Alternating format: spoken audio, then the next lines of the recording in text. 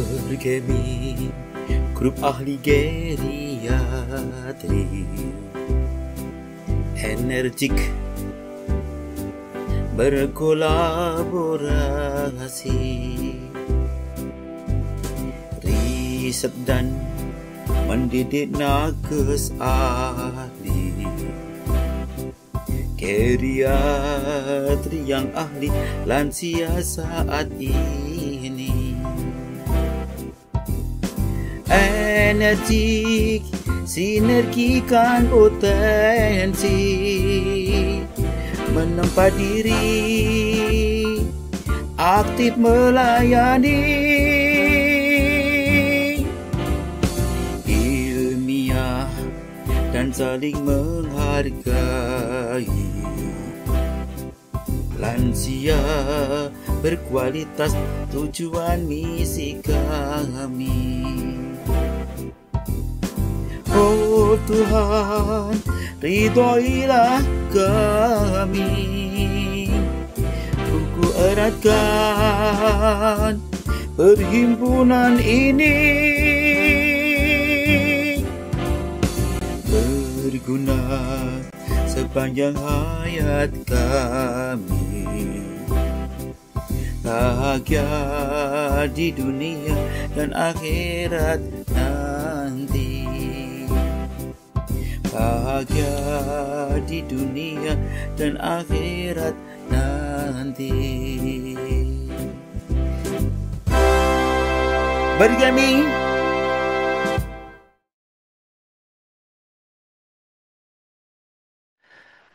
Bapak Ibu yang kami hormati, para pemirsa setia Partikel RDLI DIY dimanapun Anda berada, kami ucapkan selamat datang dan selamat bergabung dalam edisi spesial malam ini. Perkenankan, saya Rahman Wisnu Aji menyapa Anda di awal acara untuk memberikan sedikit pengantar sebelum kita menikmati tayangan ulang yang sangat bermanfaat. Para manusia yang berbahagia, merawat lansia di rumah bukanlah sekadar tugas, melainkan sebuah amanah yang penuh cinta, kesabaran, dan membutuhkan pengetahuan. Tidak jarang keluarga atau pendamping lansia merasa bingung bagaimana mengatur pola makan yang tepat, aktivitas fisik apa yang aman, bagaimana mencegah jatuh atau cedera di rumah. Malam ini kita akan kembali menyimak salah satu episode terbaik Praktikal Early DIY yang pertama kali tayang di PED 67 dan kini kami hadirkan kembali sebagai PED 162. Merawat lansia di rumah bagian pertama. Bersama narasumber kita yang luar biasa, Dr. Pobo Suseno, spesialis penyakit dalam, konsultan geriatri, Finasim SEMM IVOKA. Dalam tayangan ini, Dr. Probo akan memandu kita memahami prinsip-prinsip dasar perawatan lansia di rumah secara praktis, ilmiah, dan penuh empati. Mulai dari kebutuhan fisik, kesehatan mental, hingga menciptakan lingkungan rumah yang aman dan nyaman untuk lansia. Bapak Ibu, walaupun ini hanya tayangan ulang, ilmunya tetap relevan dan sangat berguna bagi kita semua, baik untuk orang tua, kerabat, maupun pasien yang kita cintai. Baik, mari kita simak bersama dan jangan lupa bagikan link ini kepada keluarga atau teman yang sedang merawat lansia di rumah. Selamat menonton, semoga bermanfaat dan menjadikan kita lebih siap menjadi pendamping yang penuh kasih dan pengetahuan. Wassalamualaikum warahmatullahi wabarakatuh. Assalamualaikum warahmatullahi wabarakatuh. Waalaikumsalam. Alhamdulillah wa syukurillah, la haula wa la quwwata illa billah. Para lansia dimanapun Anda berada, para penyayang lansia, para pemerhati lansia yang saya hormati, yang saya sayangi dimanapun Anda berada. Alhamdulillah pada malam ini kita bertemu lagi pada acara PED yang ke-67 dan topik yang akan kita bahas hari ini adalah merawat lansia di rumah bagian yang pertama. Jadi ini merupakan penyajian yang panjang, tapi kita sampaikan pada perawatan bagian yang pertama dahulu. Ya, kita semua manusia pasti punya harapan yang sama, yaitu pengen jadi orang yang sukses, bahagia, berguna di mana kita berada sepanjang hayat kita masing-masing. Pastilah demikian, harapan kita sama. Kalau kita jadi lansia juga pengen sama. Dan ini foto yang seizin beliau.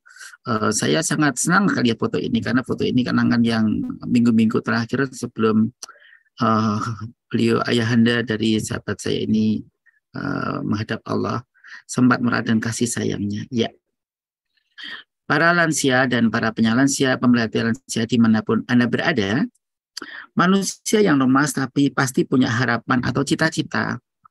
Cita-cita orang yang normal pasti pengen hidupnya senang, tapi juga kalau bisa menyenangkan sekitarnya. Apakah itu pasangan hidupnya, anak-anak, nantu, cucu-cucu, tetangga, anak buah, saudara, keluarga besarnya, atau terahnya, atau marganya. Bahkan lebih dari itu, setiap orang yang normal pasti kepingin membuat bahagia orang-orang yang percaya kepadanya, mempercayakan diri padanya, seperti pemimpin-pemimpin di lingkup apakah formal maupun non-formal. Nah, orang semacam ini sangat bagus, sangat mulia. Dia pengen senang hidupnya, tapi sekaligus menyenangkan sekitarnya. Lebih bagus lagi kalau ia juga disenangi oleh Sang Maha Pencipta, sehingga hidupnya jelas sangat-sangat bagus. Ini orang yang hidupnya paripurna.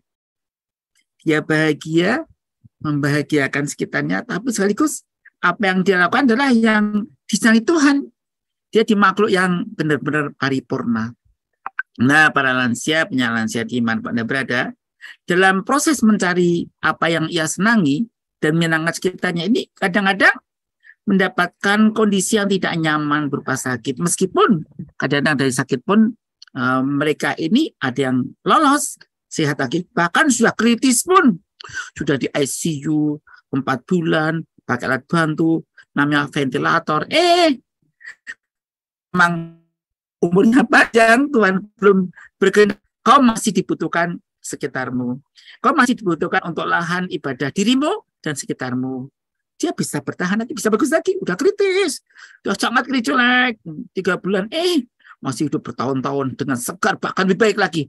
Ternyata sakitnya mengubah dirinya menjadi lebih baik. Apanya baik? 4 dimensi, bio, psiko, sosial, spiritual. Nah, para lansia, para sahabat-sahabat, penyayang lansia, pemerhati lansia dimanapun Anda berada. Nah, semua orang kan pengennya dalam proses mencari senangnya, menyenangkan sekitarnya tadi, mulus tanpa sakit, tapi kadang-kadang memang nggak bisa dihindari. Sakit pula. Nah, memang ada sakit yang bisa pulih cepat, ada yang pulihnya lama banget. Bahkan ada yang tidak bisa pulih, namanya fenomena gagal pulih. Dan itu pada lansia sering ditemukan fenomena gagal pulih. Artinya, kalau dulu stabilnya 100%, kemudian sakit, apakah seminggu, 2 minggu, pulihnya itu nggak 100% lagi, jadi 90%. Nanti kalau dia menjaga diri hati-hati, mungkin naik lagi dikit 95. Kemudian saatnya sakit, nah begitu sakit, entah setahun 2 tahun sakit lagi. Baliknya bukan 95 tadi, jadi 85 atau 70. Apalagi yang penyakitnya serius banget ya, seperti kanker, serangan stroke, kemudian ada cedera atau cacatan, ya pulihnya bukan 70%, mungkin dia tinggal 50%. Bisa saja kemandiriannya, organnya masih utuh, ada yang masih utuh, tapi nggak berfungsi dengan bagus seperti yang diharapkan. Nah, sahabat-sahabat para lansia, para penyayang lansia, pemerhati lansia, jadi orang-orang yang kepingin, siapapun orangnya, kalau normal ya, pasti pengen hidupnya senang, menyenangkan, tapi ada penghalang sekali lagi ya, tadi pernah sakit, yang kedua adalah ekonomi yang sangat-sangat kurang, namanya miskin, yang ketiga ada ketidaktahuan atau kebodohan, tidak tahu bagaimana mengelola dirinya dengan baik dan benar, tidak bisa mengelola sumber daya yang dimiliki, apakah sumber daya alam, sumber daya manusia, dan sumber daya yang lainnya, karena nggak tahu caranya yang paling bagus, sehingga kadang-kadang cuma menjual sumber daya alamnya atau yang lainnya, nanti dia kaget ternyata begitu beli lagi, wow harganya sangat mahal, karena dengan kecerdasan orang-orang itu sumber daya bisa dieksplorasi secara luar biasa, bisa sangat-sangat berharga. Nah itu pentingnya ilmu, sehingga dia menyesal Sehingga benar yang dikatakan oleh putusan Tuhan itu ya, semua jalan, masa itu ada jalannya, dan jalan menuju kesuksesan adalah ilmu. Nah, menghalang orang itu sekali lagi tidak tahu, sehingga tidak bisa membahagiakan sekitarnya dengan optimal. Hanya mungkin bahagia sesaat, namanya apa, temporal banget ya, sekejap, dia penyesalan sepanjang hayatnya kadang-kadang. Karena apa? Ketidaktahuan. Ada sih orang yang sehat, kaya, pintar, tapi sayang tidak bisa kebahagiaan yang seperti yang dimimpikan. Kenapa? Nafsunya nggak bisa dikendalikan, keserakahan hidupnya, kerakusan. Ya, udah tahu ini bikin kolesterol tinggi, bikin gula darah tinggi, bisa berat badan membengkak, kemudian merusak sendinya, merusak jantungnya, merusak sarafnya, merusak ginjalnya, merusak livernya. Nekat. Bukan dia tidak tahu-tahu, tapi apa nggak bisa ngampet.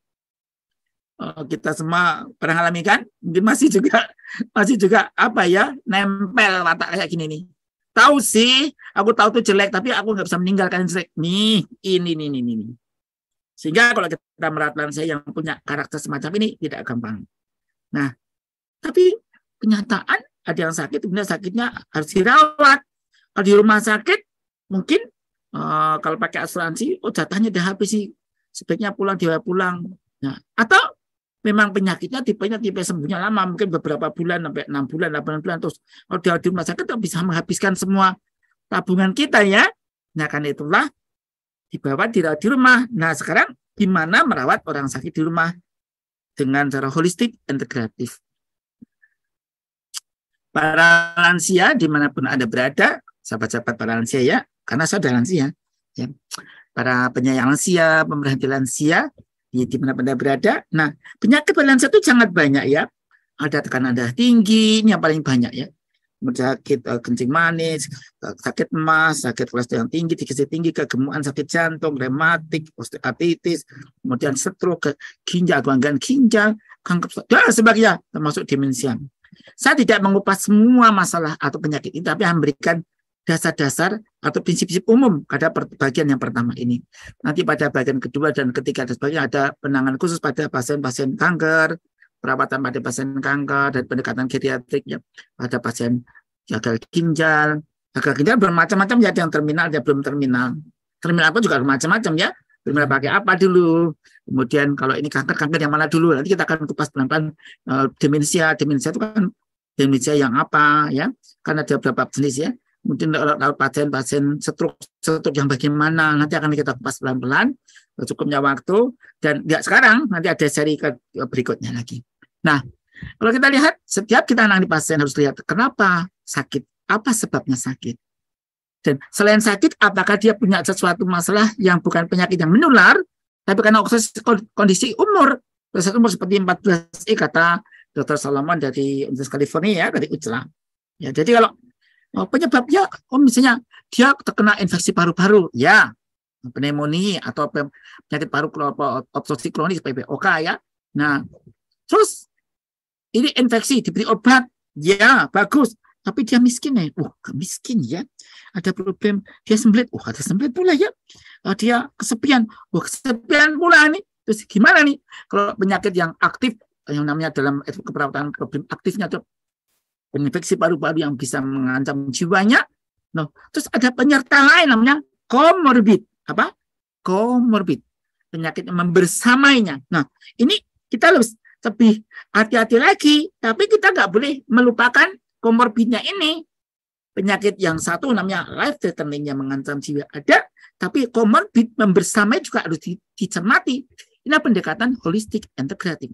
Tidak hanya raganya, itu kan raganya. Bagian ada kejiwaan, kesepiannya, kecemasannya, problem ekonominya, loh, sosial ya, iya, dan dia, aku takut kematian, apa pula ini spiritualnya, atau aku ingin sekali ke tanah suci umroh sebelum saya meninggal, pengen, ini spiritual, keinginan spiritual, gimana? Tuh, saya harus apa dok? Saya harus mengucapkan doa apa dok?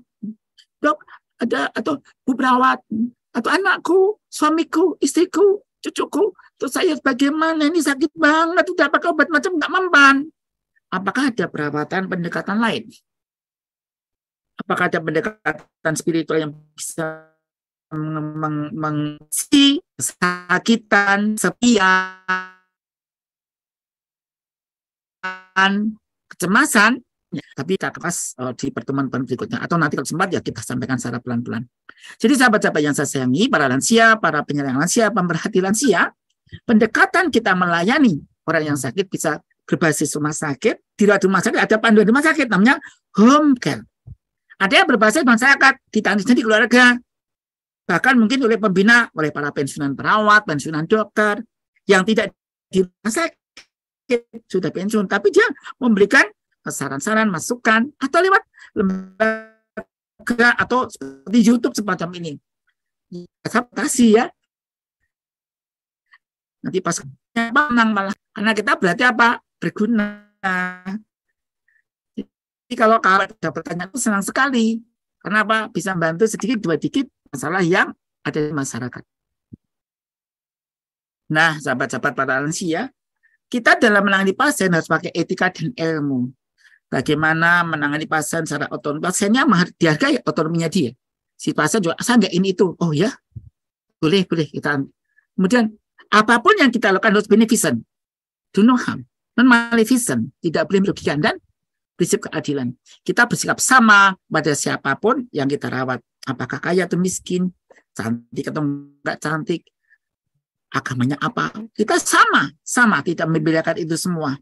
Nah, sahabat-sahabat yang sayangi, hanya pendekatannya pun nggak ada yang politik sesuai dengan agama kita. Mungkin kita bisa bantu, agamanya beda, kita mendatangkan rohaniwan yang sesuai. Itu memang betul butuh pendekatan spiritual. Pengobatan harus sehat, harus cepat, tepat, hemat agar nanti sehat. Ini pengobatan, dan harapan pasien terus ada, dan pasien adalah, dan keluarga harus harapannya apa? Cepat, hemat, tapi tidak bikin berat ya. Ya ini. Jadi sahabat-sahabat saya nih. Jadi kita kalau mengobati itu ada istilah pengobatan simptomatik, hanya gejala saja, pusing, anti pusing, mulus anti mulus, nggak bisa tidur bagi tidur, ini namanya simptomatik. Tapi dari dokter itu selalu berharap pengobatan kausatif, pengobatan dari sebabnya apa, diberikan obat yang paling tepat untuknya. Nah ini, jadi kalau kausatif itu sebabnya apa, disuruh, diminta pergi, diusir, dibuang, dicuti, dibunuh. Kalau dia hukumannya mengganggu kita, hukumannya dibunuh, biar nggak ganggu kita, jadi nggak lansia yang sakit. Hukumannya yang dibunuh, bukan orang yang dibunuh ya. Nah, kalau kita nggak ngerti, tidak pakai ilmu yang kita yang bersifat valid, bisa saja niatnya bagus, tapi bisa membunuh pasiennya ya. Dan itu kalau setiap menangani ya dihitungkan untung dan ruginya. Cost benefit analysis ini tidak, kita menghitung mana yang, dan itu berdasarkan bukti-bukti yang ada di tempat lain. Misalnya penelitian di negara, meskipun di negara lain dengan negara kita mungkin berbeda secara kromosom, gennya itu ada istilahnya ada istilah genomik yang memang kita beda-beda ya. Ada perbedaan polimorfisme dan aspek genopnya memang berbeda, sehingga penyakit yang sama, kadang dengan obat yang sama tidak berhasil sama. Di sana alergi, sini enggak. Sana cacat, sini sehat. Ya, bisa saja terjadi. Tapi kita harus waspada. Berdasarkan bukti-bukti yang mirip dengan bangsa kita, itu kita bisa pakai analogi-analogi. Nah, sahabat-sahabat yang saya sayangi, pengobatan ini pengobatan yang lengkap. Jadi merawat ini sebaiknya lengkap, memperhatikan aspek simptomatiknya, sebab-sebabnya, apakah ini paliatif atau restoratif atau rehabilitatif. Dan kita pendekatannya tidak hanya farmakologis saja, tapi juga complementary and alternative medicine. Dan ini di kalangan geriatri, yang semua ahli geriatri pasti memahami ini, ilmu alternatif complementary ya, complementary alternative medicine. Dan kita dalam memberikan obat-obatan, siapapun para lansia, kalau ada yang sakit ya, dosisnya kita nggak boleh ngarang sendiri. Dosis sesuai dengan kondisi pasien. beratnya sama. Mengapa beda? Oh, ada gangguan ginjalnya, dan ususnya. Oh, albuminnya, proteinnya beda. Kadang obatnya kita atur, diturunkan, dinaikkan, pakai jeda-jeda. Makan bersama makanan, makan perbaiki dulu baru obatnya, atau obatnya bersama makanan, dan sebagainya. Dan itu diperhatikan juga tujuan akhir. Apakah sembuh atau hanya mengurangi derita. Pada orang-orang yang sakitnya sudah kompleks dan sangat parah, kita bukan menyembuhkan, tapi mengurangi penderitaan dengan hidupnya berkualitas, dan quality of life, dan bisa hidup sepanjang mungkin, selama mungkin, dan kualitas hidup sebaik mungkin. Dan ini pendekatan komplit ya. Nah, sahabat-sahabat saya sayangi, jadi kalau kita menangani pasien-pasien lansia sekali harus rasional ya. Rasional dan fase tepat, lebih baik fase yang dini itu lebih bagus lagi. Biasanya kalau dini lebih efisien ya, pengobatannya, penanganannya lebih murah. Sehingga pentingnya pengalaman dan keakuratan seorang juru pemeriksa, juru yang penyembuh, juru pengobat ya, maaf, yang bukan Tuhan. Nah, di sini sahabat-sahabat yang sayangi, sekali lagi pengobatan tadi harus sesuai sebabnya dan tingkatan kesakitannya, levelnya ya, karena stadium lanjut dengan stadium dini itu beda ya, itu sangat beda sekali, prioritasnya beda, dimaksimalkan manfaatnya dengan memberikan risiko yang paling minimal dan pembiayaan paling menghemat ya. Nah sekarang kalau kita merawat pasien di mana dirawat, di rumah sakit atau di rumah yang karena ada lansia ya, lansia di rumah ya. Nah kalau di rumah apa saja yang kita cermati? Tetap kita mencermati aspek kejiwaannya, psikologisnya, biologisnya, juga memperhatikan sosial dan spiritualnya. Pada orang-orang yang divonis sakit-sakit yang parah, biasanya ada mengalami perubahan jiwa, sikap, kata-kata yang kadang-kadang kita bisa kaget, Eyang kok bisa ngomong gitu ya? Biasanya Eyang tuh sabar banget kok ngomong gitu. Hah, kata-kata kasar keluar, hewan-hewan keluar. Kok bisa ya? Nah, pada fase apa yang ini sakit sampai ngomong gitu? Wow. Oh, fase denial, dia menolak sakit ada dirinya. Dia nggak terima sakit seperti itu. Dia marah dan menumpahkan marah kepada orang yang di dekatnya. Kita nggak ada yang nyangka sama sekali. Oh, kenapa ngomong gitu? Kira-kira kau aku sakit seperti ini. Hah? Iya ngomong gitu. Kau ngomong gitu, Mas? Dan istrinya atau suaminya, kau ngomong gitu, Dek. Suaminya kaget ya. Nah, ya, tapi harap maklum, ledakan semacam ini ledakan berhenti dan biasa menyesal. Yang repot adalah waktu meledak, marah-marah, kemudian bubar, cerai. Wah, itu paling penyesalan sama hidup. Kami menyaksikan beberapa pasien-pasien kami yang seperti itu dan penyesalan selamanya. Sesal yang nggak bisa diobati lagi karena membuat luka dalam. Kata-kata yang sangat tajam menyakitinya. Nah, sahabat-sahabat lansia, di sini kalau yang sedang sakit dan yang merawat sakit, kendalikan mulut. Kuncinya, kalau ngomong dipikir dulu. Akibatnya, kunci mulut. Kunci mulut. Ngomong harus 3B. Baik, benar, dan berguna. Kalau nggak baik, benar, berguna, nggak usah ngomong. Sama, yang sakit pun mengeluh. Mengeluh, aduh. Puas. Ya lega dikit. Kenapa enggak? Ya Tuhanku, ampuni aku, ya Tuhanku. Astagfirullahaladzim, misalnya kata-kata semacam itu. Ya Allah. Itu lebih bagus dibanding aduh, sama bersuaranya. Yang satu puas, tapi satu puas plus pahala. Nah, di sini kita harus pelan-pelan. Kita pun ya Allah, suamiku kok ngomong gitu ya, istriku ngomong gitu, nenek kok ngomong gitu, kakek ngomong gitu ya, kaget ini. Nah, nanti kita pelan-pelan, biasanya akan nafas-nafas bergainingnya. Nah, setelah marah biasanya di samping dokter ya, datang kemana sabar, memang kadang-kadang mengalami tahapan semacam itu. Bergaining kita menawar, bergaining kemudian akhirnya bisa depresi.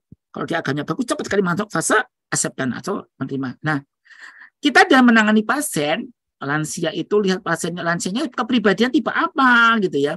Apa tipe konstruktif, apa tipe yang tergantung, apa tipe yang defensif, apa tipe bermusuhan angry man, atau fase-fase yang membenci sendiri. Ini benar berbeda. Saya akan tidak mengupas semacam ini, dalam waktu aja kita kupas ya. Yang jelas, prinsip merawat pasien lansia di rumah ada 4 prinsip yang dasar yang penting untuk kita ketahui. 4 prinsip ini yang harus kita pahami, kita praktekkan jadi agar apal dan akan saya kupas satu-satu ya. boleh dengan rumus perasa nanti yang sakit, makan yang tepat, kebersihan dan istirahat yang cukup. Nah, atau pakai rumus namanya rawat ya. Kami menghimpun dari berbagai macam referensi, kita kumpulkan namanya rawat. Ya. Kalau kita merawat menderita di rumah, lansia, jangan lupa rumus RAWAT. Kenapa apa R? Ini tulisan saya tahun 2022 ya. Nah, pertama, rasa nyaman dan aman. Rasa. Rasa itu yang rasain dia, yang sakit ini. Nenek, kakek, suami, istri yang ada lansia. Berikan suhu yang nyaman untuknya. Sumo, mau pakai kipas. Ya kipasi dong. Oke. Buka jendelanya, aku pakai AC nggak suka. Ya. Tapi itu nyamuknya masuk. Aku beri streaming ya. Ya Allah. Ya, suhu udara yang nyaman, pencahayaannya yang sesuai ya. Apa suka terang atau redup, ada jam-jam itu kadang-kadang diatur keredupannya.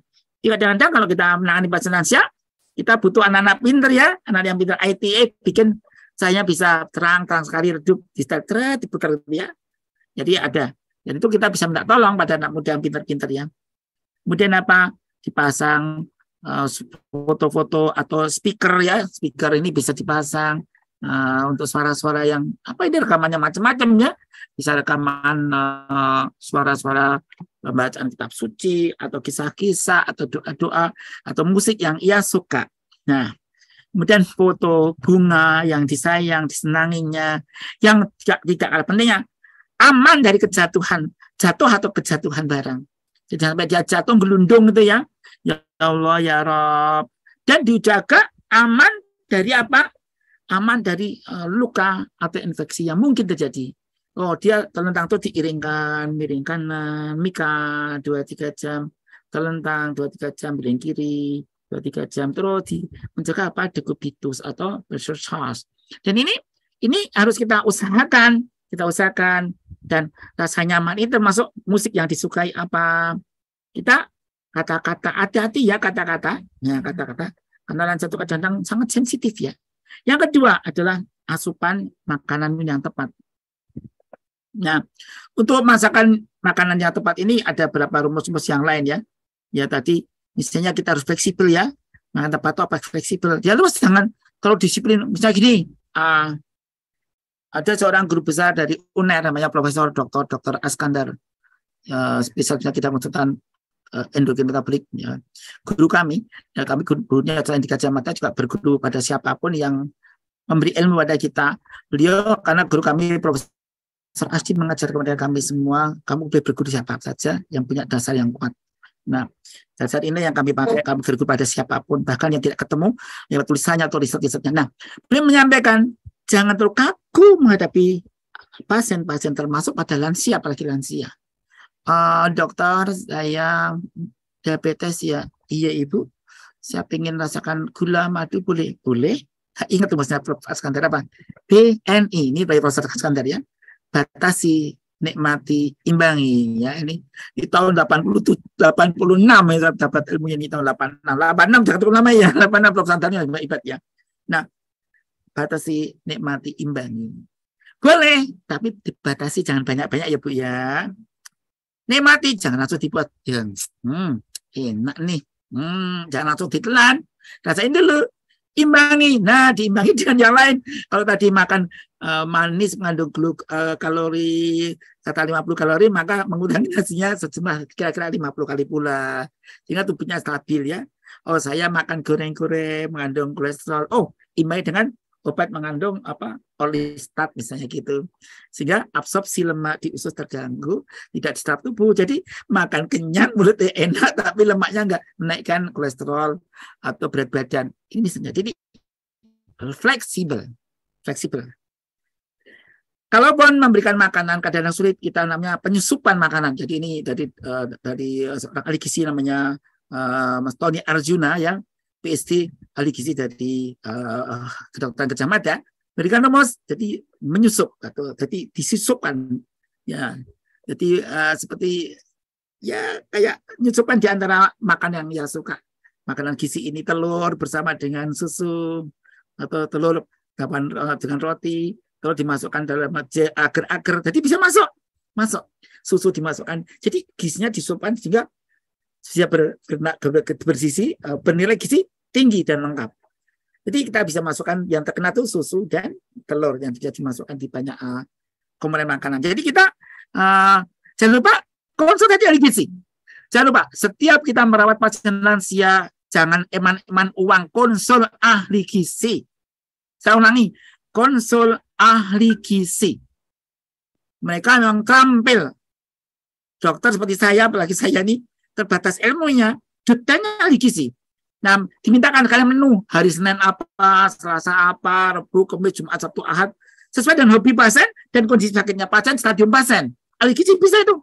Yang mereka ahli gizi yang namanya dietitian ya, register dietitian RD ya, tuh, mereka pintar tuh. Nah, kita bikin, bahkan dia bisa menaksir membuat menu sesuai dengan harga rupiahnya. Mbak, Bu, tolong bikinkan saya menu untuk berdua, anggaran saya 600.000. Pengen gini-gini, oke. Pengennya apa? Tulis, nanti didesain. Oh, boleh ukuran sekian, hari Senin makanya ini, Selasa, Rabu, Kamis. Dia bisa mengatur. Itu ahli gizi yang lebih mahir ya. Jadi, kalau kita merawat pasien lansia, jangan lupa konsul ahli gizi. Apakah sebulan sekali, 2 bulan sekali, atau 3 bulan sekali, untuk mengecek apakah gizi sudah bagus dan benar, agar kondisinya, karena makanan dalam perawatan lansia itu merupakan kunci kesembuhan selain pendekatan psikologis religius. Bukan obat saja. Bukan obat saja. Jadi jangan lupa ahli gizi. Di setiap puskesmas ada ahli gizi, meskipun keterampilan nggak sepanjang di rumah sakit, atau yang namanya pakai RD itu ya, atau dietitian. Mereka memang pakarnya di bidang gizi ini. Jadi sahabat-sahabat yang saya sayangi, dalam merawat pasien jangan lupa asupannya yang tepat ya. Asupan tepat ya. Minuman jangan kurang, tapi juga jangan berlebih. Tanyakan pada dokter kalau ini ya. Nanti desainnya bisa kerjasama dengan ahli gizinya. Ini minumnya nggak mau, nggak mau. Ahli gizi bikin agar-agar jelly. Nah, masuk tuh. Ya, nggak mau minum air yang tawar, jus. Ya, bahasa low kalori, ahli gizi lebih tahu ya. Nanti bisa dicarikan yang low kalori. Ya, sama atau juga yang high kalori, pada high protein, high fiber bisa. 1 cc 2 kalori ada. Dan kita bisa memberikan menu itu agar pasien bisa sembuh dengan baik. Sahabat-sahabat yang saya sayangi, yang berbahagia. Nah, kita kemudian lanjutkan ya. Kemudian yang dalam menangani pasien bagian pertama ini belum kondisi khusus ya. Kondisi khusus kita sampaikan pada bagian kedua, ketiga, dan seterusnya. Yaitu jangan lupa rasa wajib bersih dan cocok bahan-bahan untuk tubuhnya. Jadi jangan lupa dalam kebersihan ini kita siapkan pakaiannya, untuk badannya, rambutnya, keramasnya, giginya, kukunya, lipatan tubuhnya, jaga betul. Ceboknya, nah waktu nyibin, urutan jangan keliru ya. Wajah, badan, baru terakhir kemaluan jangan, atau kemaluan atau lubang pelepasan, sampai lubang pelepasan baru terakhir wajahnya. Baunya ya, baunya gandum nih. Nah kan itu sahabat-sahabat saya sayangi, kalau kita nangani pasien ini ya, cuci tangan, hand sanitizer harus ada nih ya. Kemudian tisu ya ada, kalau nggak tisu pakai handuk yang bersih, potong kecil-kecil ya, biar nyucinya gampang ya, biar nggak bau kecet ya.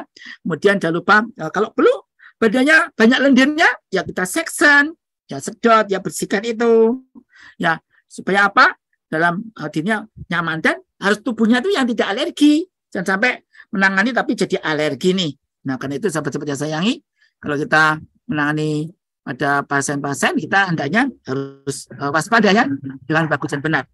Kemudian yang berikutnya adalah ajak mendekat pada Tuhan. Nah ini yang tidak boleh dilupakan. Merawat pasien lansia, apalagi lansia ya, kita tidak tahu sampai kapan si nenek, kakek, suami, istri kita yang kita sayang, ibu, ayah kita, guru-guru kita bertahan. Kita jangan mengatakan besok saya ada kesempatan merawat orang tua saya, nanti bisa besok suami saya datang, ini sampai besok. Kita sering nunda-nunda ya, padahal kadang-kadang kesempatan itu datang, tidak akan datang lagi. Menurut saya baca sayangi, kita kalau menangani pasien orang tua kita rawat, ajak mendekat pada Tuhan, sabar. betapapun mungkin sekarang menjengkelkan, melelahkan, memalukan, memboroskan. Tapi ingat, dulu dia pernah berjasa besar bagi kita. Bahkan ibu kita, ayah kita, suami, anak, kakak, adik, guru, atau murid, sama-sama tua. Ajak mendekat. Kita pun mendekat. Ajak bersabar. Kita pun bersabar. Ajak bersyukur. Kita pun bersyukur. Keluhan dia, lahan amal bagi kita. Masalah beliau yang sakit, lahan amal bagi kita. Dan kalau kita berbuat baik, moga-moga kita tidak mengalami seperti yang disandang oleh yang kita sayang ini. Kalau boleh milih, kita meninggal tanpa sakit. Saat tidur, saat ibadah, usia tua, nggak punya hutang, nggak punya janji yang belum ditunaikan, tidak ada amanah kita khianati. Meninggal dan bagus. Kita pengen terhormat. Langkah indahnya itu. Dan itu bisa kok. Tuhan membolehkan dan banyak kasus-kasus dan meninggal sangat-sangat terhormat. Yang terakhir tidur dan istirahat yang cukup. Pada sahabat sesama lansia, penyayang lansia, pemerhati lansia, tidur sangat-sangat penting untuk menaikkan stamina orang yang sedang sakit. Kalau nggak bisa tidur, istirahat. Kita bisa berikan yang terbaik untuknya. Apa yang kita berikan? Kalau nggak bisa tidur, kita bisa berikan makanan, minuman yang punya zat menidurkan. Apa itu? Misalnya susu, 2 gelas ya. Kemudian kalau bisa ya, atau buah pala. Kalau nggak bisa bagaimana? Apakah obat-obat tradisional yang lain bisa dipakai? Boleh. Oh, aku pengen segar, berikan. Segar. Aku bisa pengen tidur, boleh. Boleh campur CTM, boleh. Dan obat-obat tradisional herbal kita bisa berikan, boleh. Dan bagus. Tapi nggak kalah pentingnya dengan pengobatan zikir. Ajak pasien nyaman hidupnya. Kalau pergi kemana-mana kita ajak, kita bantu dengan benar, tidak membuat cedera atau cacat. Naik kursi roda, jalan-jalan, naik tangga, turun tangga. Kalau sedang ada gangguan karena bekas atau sisa stroke, jangan lupa kalau naik ke atas, kaki yang sehat dulu. Kalau turun, mana yang duluan melangkah? Yang lemah dulu. Saya ulangi, kalau naik kaki yang sehat dulu, kalau turun kaki yang lemah dulu. Ini kalau. Nah sekarang sahabat-sahabat lansia yang saya sayangi, kalau ada waktu-waktu luang, kadang-kadang saya bingung ngapain saya, diajak supaya sisa kemampuannya tetap bagus, tetap mandiri, selama mungkin sebaik mungkin.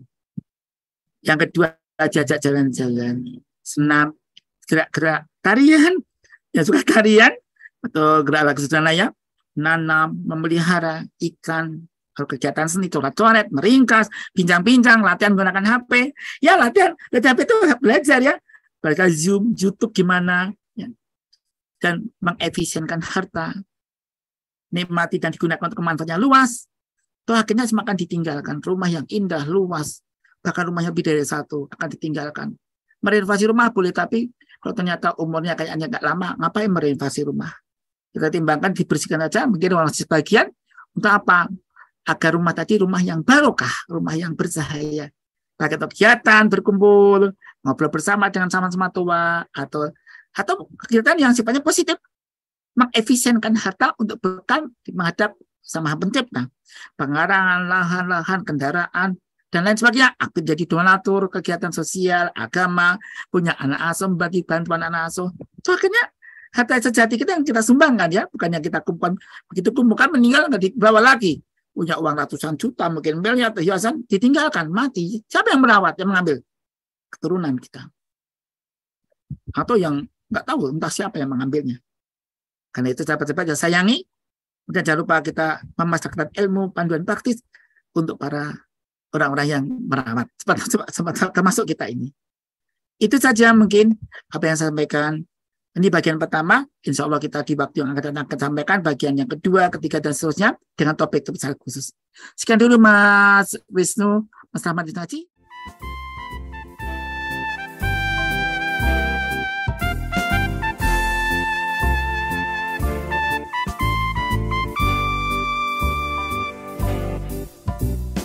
Bergemi grup ahli geriatri energik berkolaborasi, riset dan mendidik nakes ahli geriatri yang ahli lansia saat ini. Energik, sinergikan potensi, menempa diri, aktif melayani, ilmiah dan saling menghargai, lansia berkualitas tujuan misi kami. Oh Tuhan, ridhoilah kami, kuku eratkan perhimpunan ini, berguna sepanjang hayat kami, bahagia di dunia dan akhirat nanti. Bahagia di dunia dan akhirat nanti. Bergemi